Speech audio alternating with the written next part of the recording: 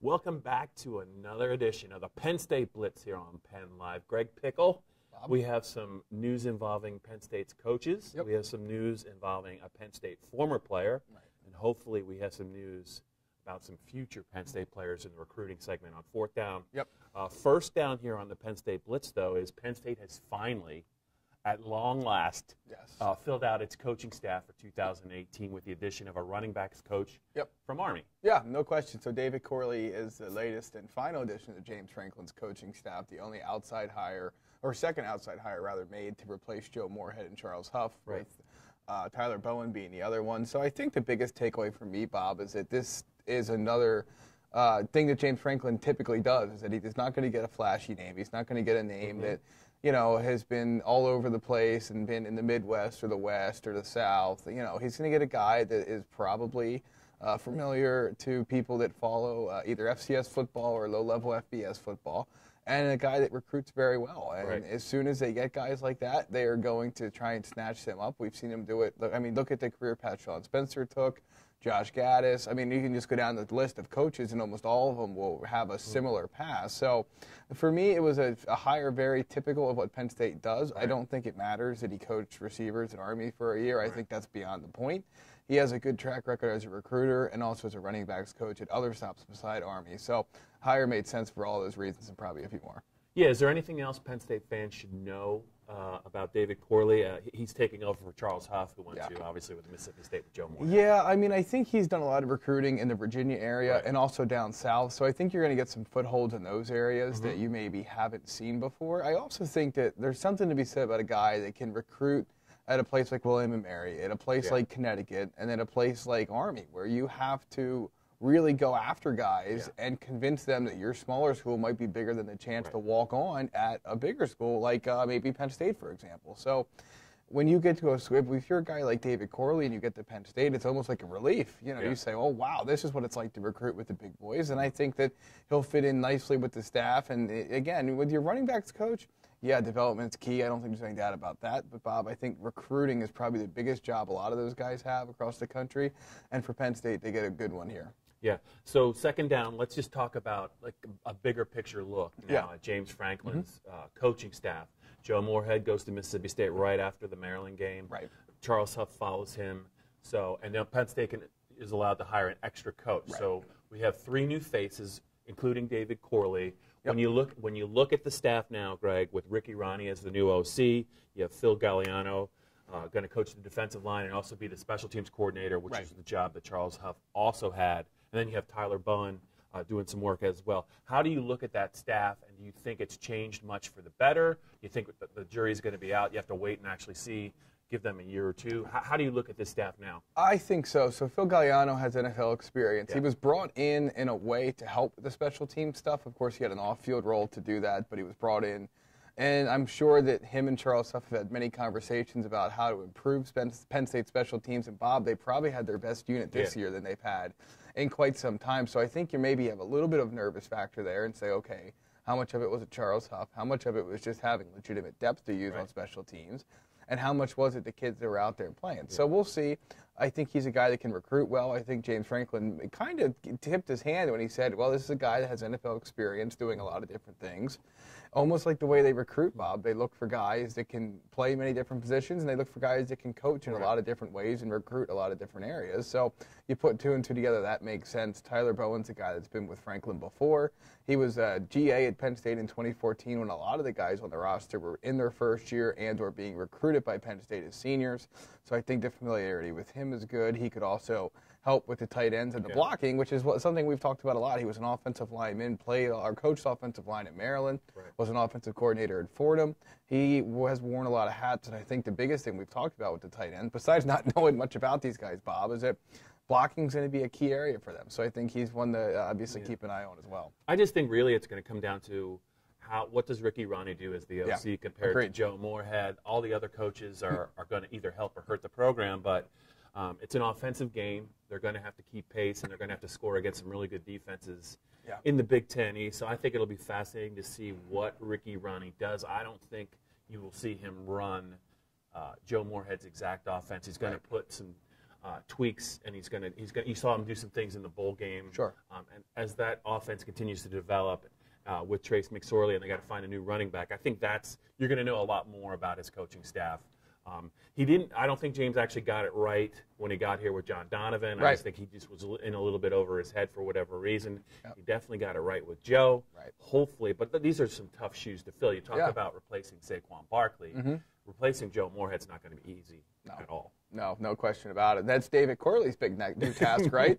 But nothing says welcome like, hey, the top 10 first-round draft pick running back just left. You have to develop the rest of the guys here. So obviously a good spot for him to step into as well. Yeah, and we touched on Saquon Barkley on second down. He's actually the focus of what we're going to talk about here on third down. Yep. I don't know if you're aware of this, but he's no longer a Penn State Nittany He's Lion. not. He has entered the 2018 NFL Draft. A lot of buzz about just how high he'll go. Yeah. Teams don't usually take running backs in the first round at all, and especially not early in the first round. Right. But it does appear, and it sure looks like Saquon Barkley is not the norm when you're talking about a running back. Gil Brandt, the former draft master of the Dallas Cowboys, calls him one of the best running backs he's ever seen. He brings up Barry Sanders. I've heard he's as talented as Adrian Peterson, who was a star at OU. How do you look at Saquon and where he maybe fits at this point? Yeah. He's still got to go to the combine or the pro day, wherever he elects to go. Where do you see him sitting? I mean, Bob, I think if you look across the mock draft spectrum, there's he's all over the place, right? So you've seen some people have him go to the 49ers. Yeah. Some people think he'll go to the Browns. They might try and daily double it with Darnold from USC and then Barkley from the 2016 Rose Bowl. Yeah, the Giants have popped up every now and again. I think it's tough right now because until there's still some pieces to move in terms of in terms of guys, free agency and things along those lines that I think could have an impact here. But at the end of the day, those three franchises make plenty of sense. I think there's a couple or maybe even a few franchises in the top 10 that a running back makes absolutely no sense, but there's at least three. So we'll see how it plays out. I also think it's not out of the question for someone to potentially trade up to get him. I don't know if you see a lot of teams trade up to get running backs, but as you mentioned, he's a guy that comes into this draft. There's not one like him coming, and there's not one, it's Ezekiel Elliott's the comparison everyone makes. Or, it's not hard to see how the Cowboys go when he's ineffective. So, I don't know if you can completely rule out somebody moving up for him as well. Yeah, I just look at it this way. The last two drafts, 2 years ago, Dallas at number 4 picked Ezekiel Elliott. Right.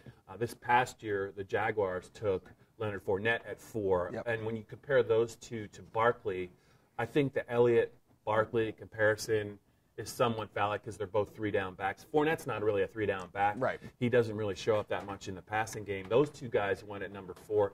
I think you absolutely can make a strong argument that this is a top 5 player in the draft. Yep. And if you're looking at the best player available instead of need, everyone wants to take quarterbacks high, but they don't usually pan out. Right. There are a couple teams picking in the top 5 that could absolutely use Saquon Barkley. I would be surprised if he doesn't go in the top 5 for that reason alone. Yeah. And if you're the Cleveland Browns and you have 2 picks that high in the draft and you pass on this guy, then I just don't know what else to say. Right. You look at all the player misses they've made with Carson Wentz and all those guys.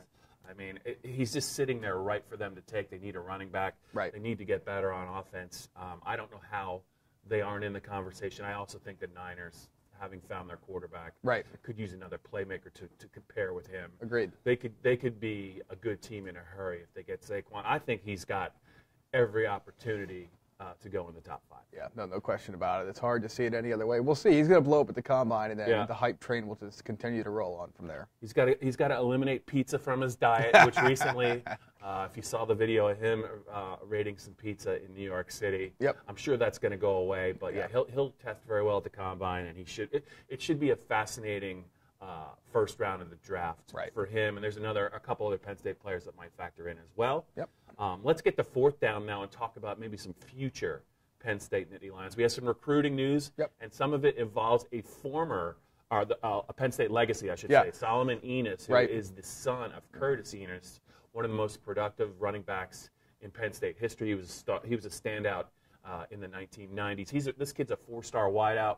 What can you tell us about him? Yeah, he's out in Hawaii for the Polynesian Bowl right now, which Micah Parsons was actually supposed to play in before he ended up enrolling at Penn State early. So Penn State just ends up having one guy out there. I believe it's his second year they played that game in Hawaii. So that's a pretty cool trip if you're a high school senior, I think. So he's out there now.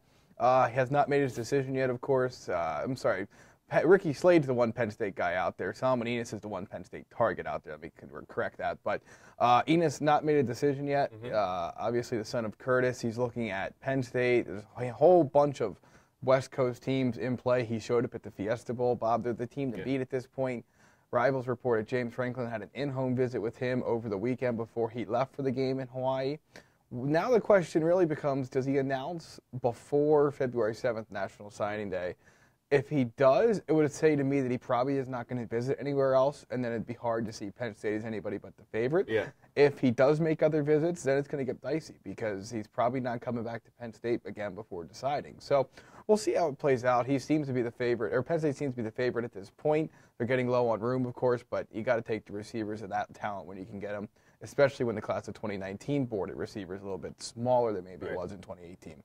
A couple other names. Rasheed Walker is in the news, and also I want to get it's not Dr. J. Yes. It's Julius Irving, different spell. That's right. Yeah, I will mess that up at least 6 more times between now and the time he makes a decision. So with him, a 4-star safety just recently picked up a Penn State offer. The question becomes, will he pay his way to visit campus before deciding because he already took all 5 official visits?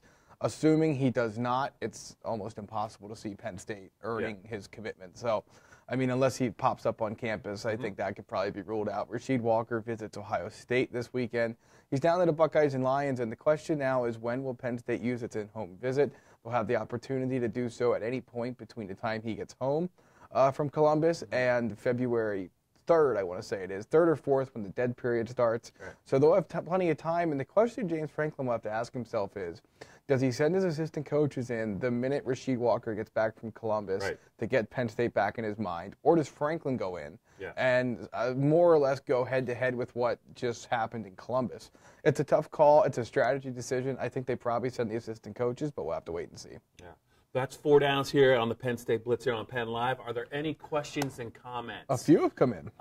Regarding recruiting Saquon Barkley or the coaching staff? Yeah, so the first one, Bob, is asking about the replacements for Saquon Barkley heading into 2018. And the question we have, I'm not sure who asked it, it's too many comments so I'm flowing through there, but where does Journey Brown factor into it? Coming off a redshirt year, speed demon in high school, I think he probably needed the year for as much for strength as he did just to get acclimated to an offense that, I mean, Meadville ran, I don't know if they ran the wing tee, but I think they ran a variation of it. I mean, it was not a college offense. So he is now coming off a redshirt year. What do you think? Well, obviously they need some people. It just can't be Miles Sanders. I know Mark Allen's back, but I think that as he enters his final year, there are other inviting options that Penn State could turn to. I think Slade is a guy that could definitely play right away. No question. As far as Journey Brown, I just wonder what is his ultimate role going to be, and is he more maybe suited to the return game coming off his redshirt year, or is he a guy that Penn State likes enough coming from the Meadville program to really contend to be a guy that could spell Miles Sanders in the Big Ten? I'm not sure it's him. I just know that Slade is such a unique talent. I think the Penn State's got to take a long look at him in August. Yeah, I mean, he had a play in the Under Armour All-American game. He caught a screen pass, ran 14 yards, I think it was, for a touchdown. And it pretty much embodied every single reason why Penn State went after him so hard and why he's in the conversation to maybe be a consensus 5-star. I believe he is, according to the 247 composite. I don't think everybody's elevated him at that point. He's kind of bounced back and forth.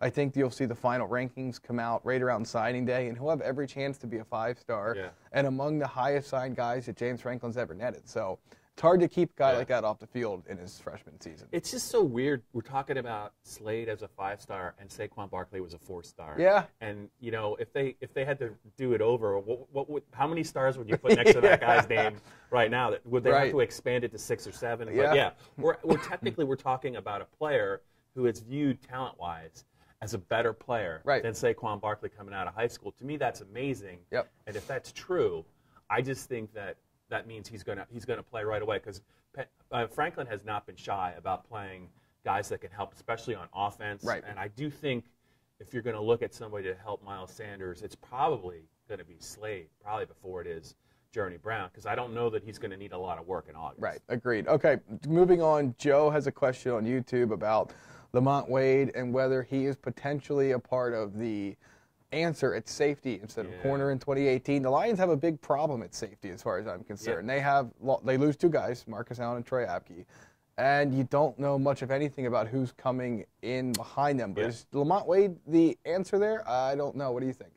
I think he could be, but and I'm sure James will probably talk about it at some point about trying him. I guess you'll have to wait for the spring presser. If you hear them talk about moving him to safety, I think it's because they're concerned about depth. Whatever else is there, right? Garrett Taylor, to me, was never really – he's at safety now. I thought he was a pure corner, but they moved him. They moved Nick Scott over. And you're right. Aaron Monroe looks to be a guy that could be one of the starters, but due to circumstances, I mean, they are just not very strong numbers-wise at the safety spot. Koa Farmer at one point was a safety. Jarvis Miller, too. They moved him to linebacker. Jarvis Miller, they moved him to linebacker. Either somebody's going to move back, or I just feel like they need to feel better about the safety position, because odds are you're going to play at least 3, maybe 4 during the course of the season. They were lucky that Marcus Allen and Troy Apke never got hurt. Right. And I think they should feel pretty good about the corner position with Amani Arawarie. Very nicely done, Bob. John Reed coming back. And also, I really think Tariq Castro-Fields is going to be a very good player, a long corner. If you were going to move somebody, it would probably be Lamont Wade, but I do think he can help. He's a physical player. If you look at the stats he had as a true freshman, he showed up in coverage, and he is a hitter. So if you were going to move somebody, I think that would be the guy you would move. All right, 2 more, and we'll get out of here, Bob. First, from Kyle about the defensive line. He's curious if there'll be 2 guys that rise to the equation and become the main, majority snap players at defensive tackle, or if it's going to be more of a split rotation where you're looking at maybe 50, 20, 10, something like that. It doesn't equal 100. But anyway, we never promised to be math majors here. But what do you think? I mean, can anyone step up and fill the void? Robert Windsor comes back. Fred Hansard and Corey Bowles come off redshirt seasons. Excuse me, what do you think? I think Hansard and Bowles are going to have to help them inside because Givens is a very good player, and so is Windsor, but I just don't know that you want those guys on the field. Kevin Givens looked really good at defensive end. I just wonder, they can use Buckholz, they can use him inside. I just think, Yator Gross-Matos is a guy that has the size to actually probably play inside if they want to. It's going to be mix and match, and that just brings into focus. They really need to get, I think, that position upgraded with pure 4, possibly 5-star talent. They don't have that. That's one of the last pieces, I think, for the Penn State program to take the next step and be maybe a team that can actually be in the top 5 conversation, annually. All right, I don't want to leave Steve out, so he asked if Jake Pinniger's probably the guy to be the kicker coming in. I think you and I can answer that pretty quickly. He's a scholarship guy. He's the only scholarship kicker on the roster. Yeah. If he's not the guy, then they're probably in much bigger trouble at kicker than. I really think it's Blake Gillikin. That's fair. That's fair. I really think that's the guy that I don't think there's any alarm bells going off. I think Pinniger will get a long look, but I think Blake Gillikin was a very good place kicker in Georgia. He's got a big leg, and I just think that's another nice option they have. But I wouldn't rule Gillikin out. The last time Penn State had a punter kicker was Anthony Farah, and he did a pretty commendable job. I think Gillikin is talented enough, and he's a clutch performer that I don't think Franklin would hesitate to try him as a field goal guy if Pinniger didn't work out, and I would actually probably put him a little bit ahead of Pinniger. Yeah. All right. Finally, the last one. This is absolutely the last one. Matt Stevens asked, what's the ceiling for Penn State in 2018? The way too early top 25s are coming out. They have anywhere Penn State 6 or 7. Some of them have them as low as 11 or 12. I don't know. What do you think, Bob? What is your initial thought as we wrap up this edition of the Blitz, Penn State's 2018 ceiling, knowing what we know right now? I just think that when you have McSorley and Stevens in reserve, I think you have a chance to be a top 10 team even without Barkley. I think the schedule helps because Ohio State has to come in. They play Wisconsin at home. Michigan is still searching for some answers on offense, so a road trip there might not be as tough as it was in 2016. And I think a lot. I know it's hard to put pressure on true freshmen, but if Micah Parsons and Slade pan out as guys that can help them this year, considering the strides they've made in the kicking game, I think they can absolutely be a top 10 team. It's hard to believe we're saying that without Saquon Barkley and no more Joe Moorhead, but he's recruited to the point, James Franklin's recruited to the point where now they're getting very close to being able to match, Ohio State, especially in terms of depth. Ohio State loses guys left and right every year, and they have guys just ready to step in that no one knows about. And by the end of the year, they're declaring for the NFL draft. Right. Penn State's not there yet, but I think they're getting very close. Yeah, I couldn't really say much more than that, Bob. I agree. Top 10, top 5. I mean, you're never going to – it's going to be tough to get to number 1. If you look at Alabama's schedule, they'll be preseason number 1. Who are they losing to? But I think you can absolutely see this team, if those guys pan out, if injuries don't pop up, in that conversation, no doubt about it. I think the offensive line will be better, too. Absolutely. All right, that's a wrap for this edition of the Penn State Blitz. Check back with us next week when Greg Pickel will have some recruiting exclusives, maybe.